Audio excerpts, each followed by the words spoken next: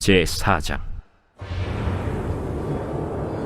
아담이 그의 아내 하와와 동침하매 하와가 임신하여 가인을 낳고 내가 여호와로 말미암아 득남하였다. 그가 또 가인의 아우 아벨을 낳았는데 아벨은 양치는 자였고 가인은 농사하는 자였더라. 세월이 지난 후에 가인은 땅의 소산으로 제물을 삼아 여호와께 드렸고 아벨은 자기도 양의 첫 새끼와 그 기름으로 드렸더니 여호와께서 아벨과 그의 제물은 받으셨으나 가인과 그의 제물은 받지 아니하신지라. 가인이 몹시 분하여 안색이 변하니 여호와께서 가인에게 이르시되 네가 분하여 함은 어찌 됨이며 안색이 변함은 어찌 됨이냐. 네가 선을 행하면 어찌 낯을 들지 못하겠느냐. 선을 행하지 아니하면 죄가 문에 엎드려 있느니라. 죄가 너를 원하나 너는 죄를 다스릴지니라. 가인이 그의 아우 아벨에게 말하고 그들이 들에 있을 때 가인이 그의 아우 아벨을 쳐 죽이니라. 여호와께서 가인에게 이르시되 내 아우 아벨이 어딨느냐. 내가 알지 못하나이다. 내가 내 아우를 지키는 자니이까? 네가 무엇을 하였느냐. 내 아우의 핏소리가 땅에서부터 내게 호소하느니라. 땅이 그 입을 벌려 내 손에서부터 내 아우의 피를 받았은즉 내가 땅에서 저주를 받으리니 내가 밭을 갈아도 땅이 다시는 그 효력을 내게 주지 아니할 것이요 너는 땅에서 피하며 유리한 자가 되리라. 내 죄짐을 지기가 너무 무거우니이다.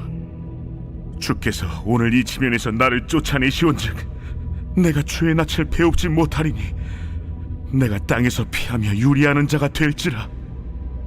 무릇 나를 만나는 자마다 나를 죽이겠나이다. 그렇지 아니하다. 가인을 죽이는 자는 벌을 7배나 받으리라. 하시고 가인에게 표를 주사 그를 만나는 모든 사람에게서 죽임을 면하게 하시니라. 가인이 여호와 앞을 떠나서 에덴 동쪽 노 땅에 거주하더니 아내와 동침함에 그가 임신하여 에녹을 낳은지라. 가인이 성을 쌓고 그의 아들의 이름으로 성을 이름하여 에녹이라 하니라. 에녹이 이랏을 낳고 이랏은 무후야엘을 낳고 무후야엘은 무드사엘을 낳고 무드사엘은 라멕을 낳았더라.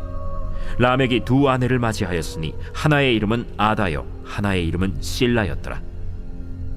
아다는 야발을 낳았으니 그는 장막에 거주하며 가축을 치는 자의 조상이 되었고 그의 아우의 이름은 유발이니 그는 수금과 퉁소를 잡는 모든 자의 조상이 되었으며 실라는 두발가인을 낳았으니 그는 구리와 쇠로 여러 가지 기구를 만드는 자요 두발가인의 누이는 나아마였더라. 라멕이 아내들에게 이르되 아다와 실라여, 내 목소리를 들으라. 라멕의 아내들이여, 내 말을 들으라. 나의 상처로 말미암아 내가 사람을 죽였고 나의 상함으로 말미암아 소년을 죽였도다. 가인을 위하여는 벌이 7배일진데 라멕을 이하여는 벌이 77배이리로다. 아담이 다시 자기 아내와 동침함에 그가 아들을 낳아 그의 이름을 셋이라 하였으니 이는 하나님이 내게 가인이 죽인 나벨 대신에 다른 씨를 주셨다.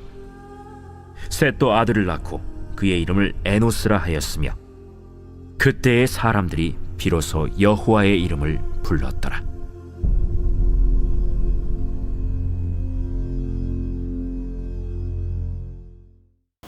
오늘 우리에게 주신 하나님 말씀은 창세기 4장의 말씀입니다.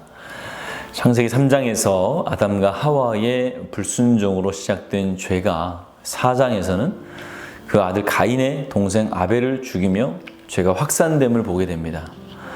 오늘 본문에 기록된 가인의 자손 이야기는 아담에서 시작된 죄가 가인에게 이르러 더욱 확산되고 증폭됨을 보여줍니다.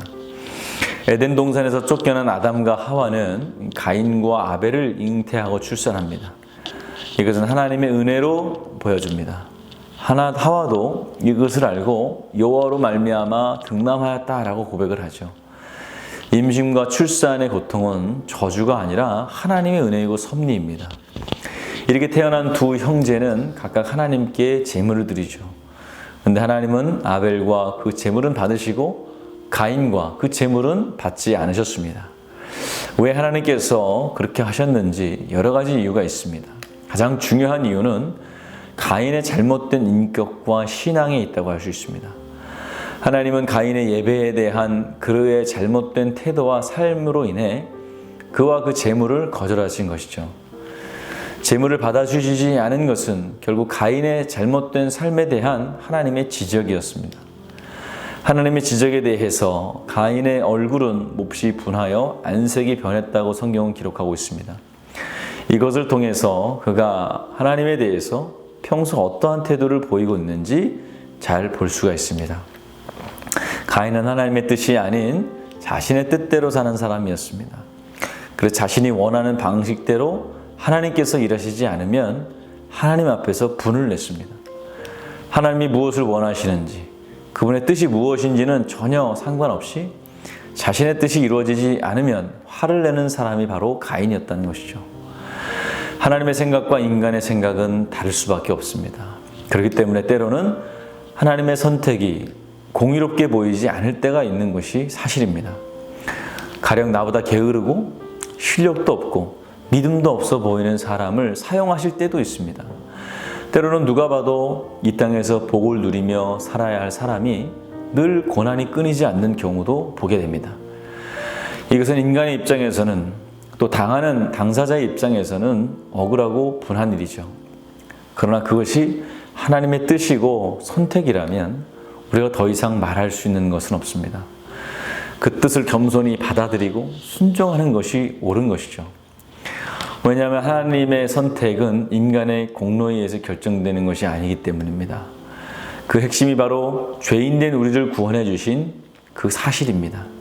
많고 많은 사람 중에 아무리 봐도 용서받을 수 없고 구원받을 수 없는 죄인 중에 괴수인 나를 용서하시고 구원해 주시는 은혜를 하나님의 일방적인 선택으로 밖에는 설명할 수 없는 것입니다. 그런 하나님의 선택에 대한 가인의 반응은 분노와 좌절이었습니다. 성경에 안색이 변하였다라고 번역된 말을 좀 더 직역하면 얼굴을 아래로 떨어뜨린다라는 의미인데, 이 표현은 좌절이나 실망을 표현하는 관용적인 어구입니다. 가인이 지금 분노와 좌절을 느끼고 있다는 말이죠. 하나님은 가인에게 이렇게 말씀하셨습니다. 7절 말씀을 보면 내가 선을 행하면 어찌 낯을 들지 못하겠느냐. 선을 행하지 아니하면 죄가 문에 엎드려 있느니라. 죄가 너를 원하나 너는 죄를 다스릴지니라. 죄를 다스리지 못하면 그 죄의 먹잇감이 될 것이라는 경고입니다. 그러나 가인은 죄를 다스리지 못하였습니다. 자신의 분노를 이기지 못하고 그 분노에 사로잡혀서 동생을 죽이고 맙니다. 우리의 인생에서 겪는 모든 일에는 이유를 알 수 있는 것보다 정확한 이유를 모르는 것이 훨씬 더 많습니다. 대부분 내가 선택할 수 없는 것들이 그렇습니다.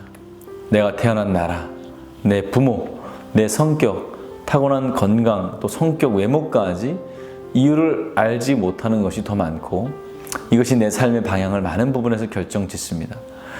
그리고 많은 경우에 공평한 것보단 불공평하게 여겨지는 조건들이 우리의 삶에 더 많습니다. 그러나 그것들을 어떻게 받아들이고 어떻게 반응하는가는 우리의 선택이죠. 우리가 하나님의 결정이 불공정하다고 생각하거나 그 결정에 분노하고 좌절할 때 우리는 가인의 길을 걷게 될 수가 있는 것입니다.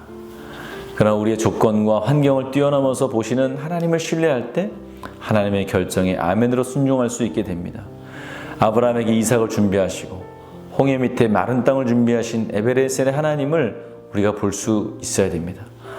오늘 우리의 걸음이 내 앞에 놓여있는 모든 상황 속에서도 말씀을 따라 걷는 걸음이 되시기를 주님의 이름으로 축원을 드립니다. 오늘 화요일입니다. 교회를 위해서 기도해 주시기 바랍니다.